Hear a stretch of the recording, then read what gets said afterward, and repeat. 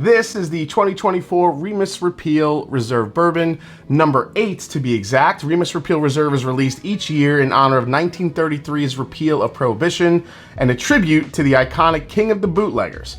Now, I was lucky enough to try this blend twice before its release, along with Ross & Squibb Master Distiller Ian Stursman, and it honestly just kept getting better. Does the final blend of the Remus Repeal 8th edition hit the mark? Come right back. We'll compare it to number 7. It's the Mash and Drum.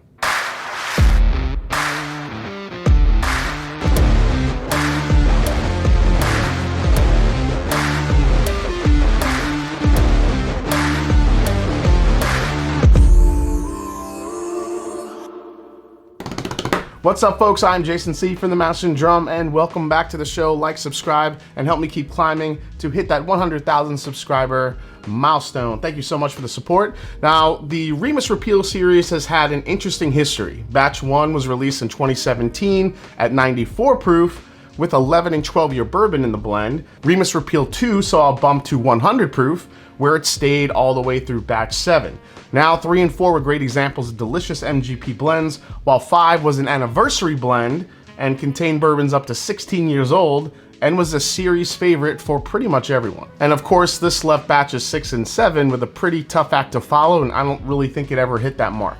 Now, as I mentioned, I got to taste this blend twice beforehand. Once when Ross & Squibb Master Distiller Ian Stursman was live in studio. We tried it off camera after the live stream was over. And at that time, it wasn't finished yet, but was still leaning more towards a darker profile, which was encouraging to see.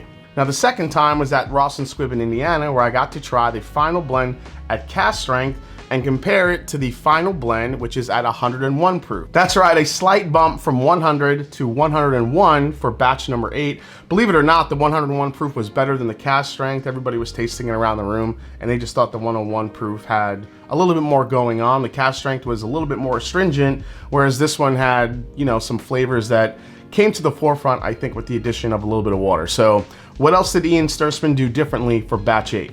According to him, he said we wanted to push the boundaries with this 8th edition by doing several things differently than in the past. We increased the proportion of the high rye recipe bourbon compared to previous editions and returned to non-chill filtration to keep the viscosity and mouthfeel intact. We also blind tasted the final blend at different proofs and found the 101 proof to be the favorite. Okay, so here's how this year's blend breaks down. 9% of the blend is a 17-year-old bourbon containing their 21% rye mash bill. 24% of the blend is a 10-year-old bourbon also containing that 21% rye mash bill. And 67% of the blend, as he mentioned, includes a 10-year-old bourbon containing that high 36% rye mash bill.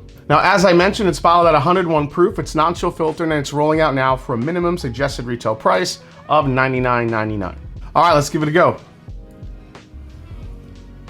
So the immediate thing you get out of the glass that I don't think you got from 6 and 7 is a pretty forward oak profile, along with a little bit of that cherry cola note that I was missing in batches 3 and 4.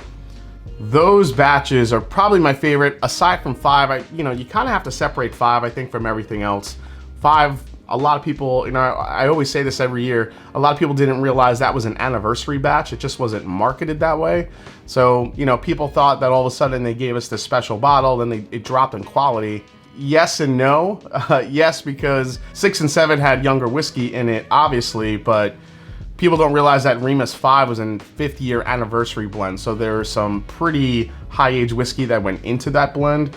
And I just don't think they're gonna, keep repeating that. Maybe we'll get a high-age one like 5 when it hits number 10. We'll see what happens. But this, for the moment, at least gets you back to around that 3 and 4 batch.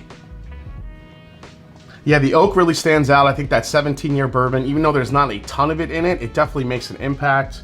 You get a little bit of oak and leather, kind of like that old school leather tobacco type note.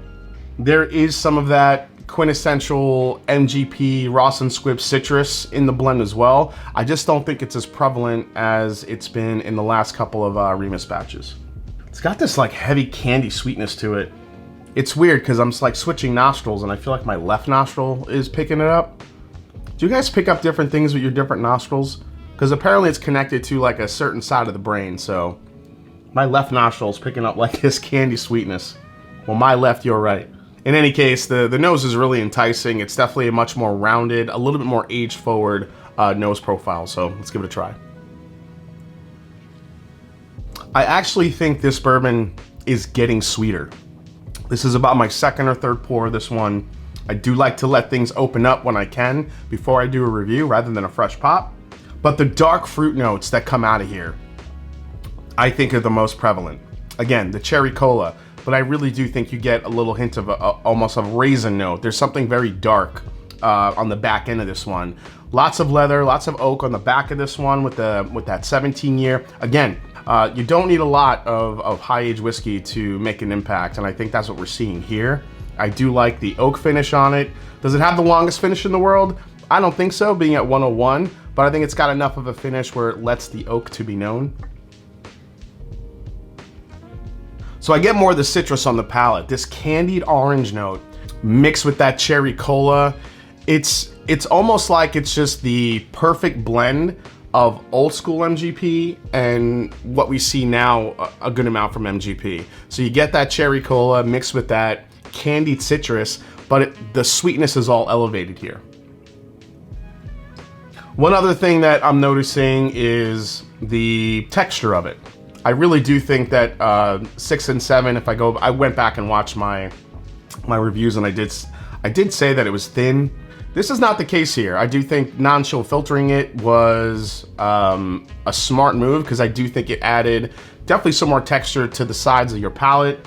It definitely coats the palate better. Is it the most viscous in the world? No, but I do think it's definitely a big step up from what we've gotten recently with Remus. Yeah, a little bit of baking spice kind of mixed in, vanilla, a little bit of clove too, but the vanilla extract mixed with the cherry, the citrus. This is straight up candy as you keep sipping it, but it gives you enough of the leather and the oak in the balance to just give it just enough to balance out that sweetness. If it was all sweet, not sure I would like it this much, but again, I always look for balance. I always say that if you could give me sweet with some oak, a little bit of spice, then you're onto something. And I think MGP actually nailed this one. Let's compare it to number 7 and really find out where those differences lie. So 7 was 100 proof, and yeah, there's a lot of different stuff in the blend, but I'm not gonna go through all that. let's just you know what, I'll put the blend here on the screen from number 7 and you can kind of compare, but let's compare it to number 8 here. Yeah, number 7 has some oak presence as well, but it's way more citrus forward. I think that the flavors here in number 8 are a little bit more integrated, and also somehow just more sweetness just keeps coming out of 8. Clove, cinnamon, orange, a little bit more minty, what you would expect from MGP, but that oak is there. Slight sweetness, I mean the vanilla and caramels, you know, your typical bourbon notes are here too, but let's try it on the palate here. So 7, I think, does bring you more into baking spice, oak, a little bit more citrus, and there's almost a dryness factor to number 7. Also, I do think it's a little thinner than number 8. This one isn't sticking to my palate like number 8 is. Now, when you talk about the other attributes that 8 has over 7, it's the elevated sweetness. 7, even though 7's solid, 8 just has this elevated flavor profile across the board when it comes to the oak, the sweetness, and also a little bit on the finish too. One more sip of 7 here. I think 7 came off like just a very solid bourbon, but I think you could actually achieve that with just a Remus single barrel or just a regular Remus bourbon. Now, when you go to 8 just kind of takes all that and just elevates everything, and it just seems more premium, if that makes sense. 8 tastes like a premium bourbon, like I want to pay the extra $30 or $40 from a regular Remus single barrel to get this. Sweeter, elevated, the texture is better on 8. I mean, I think they nailed it with this release. So let's go to a quick final breakdown. All right, guys, final breakdown on the Remus Repeal Reserve number 8. SRP on this one, you're gonna see it for about $100. I've already talked to some people who have found it even cheaper than that. So it'd be nice to see that pattern keep going. Resale market value, I haven't really seen these. The only ones I really see are the older bottles, and also number 5, of course. Everybody likes to you know, sell those over and over because it was so good. As far as availability, this one's gonna be limited. Value for this one, I like the, now again, taking into account what you're getting in the bottle, for $100 and even cheaper, I'll say that the value here is even. I'm not gonna say it's good, I'm gonna say it's even. You're still paying $100 to get this. Two 10-year-old bourbons in the blend along with a 17-year-old. Even though the 17, there's not a lot of that in the blend, but I do think it makes a big difference. But again, I also have to factor in what you're getting in the glass, just how good it is, not just the price. Again, this is feedback from you guys. And I think for what you're getting in the bottle, for either $100 or cheaper, I think the value is spot on. Most I pay here is definitely going to be retail. I do like it at the price point, and I think you get a good amount of flavor for what you're paying for. As far as alternatives, I think I could call out two different products here. I think the K-Luke barrel proof blends that are created from K-Luke, I think that could probably go head to head with this one. Not a super high proof, but some layered flavors in there. And I think the Bourbon Bourbon Company Discovery Series, even though they're more than this one, I think with the ages of the whiskeys that are in it is another alternative to the Remus. And lastly, is this a skip, a try before you buy, or a buy and back it up? I probably haven't been this adamant about a Remus since number 5, and I'm gonna say this is a buy.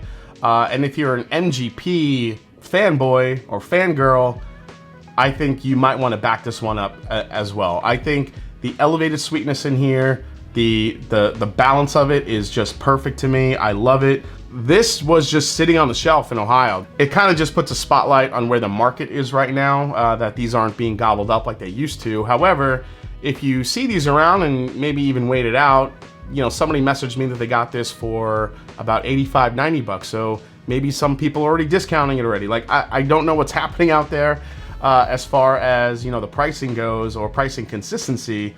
But as far as this bottle in particular, if you see it and you really love MGP, this is a definite buy. And I think for some of you, you might even back this up after you try it. All right, guys, hope you enjoyed this review for the new Remus Repeal Reserve number 8. Hope you enjoyed it. If you did, hit the subscribe button below. Please hit the like button. And if you haven't yet, find me on Instagram. Let me know down in the comments if you've been able to come across this yet, if you picked it up, if you tried it, have you compared it to some of the older batches. I really do think it's a perfect blend of new and old MGP. Yeah, I love it. I'm probably gonna, you know, blow through this bottle pretty quick. I might actually have to get a backup of this one if there's some more hanging out. So with that said, as I always say, it's not about the whiskey, it's the people you share with. Cheers, and I'll see you next time right here on the Master and Drum. Cheers, folks.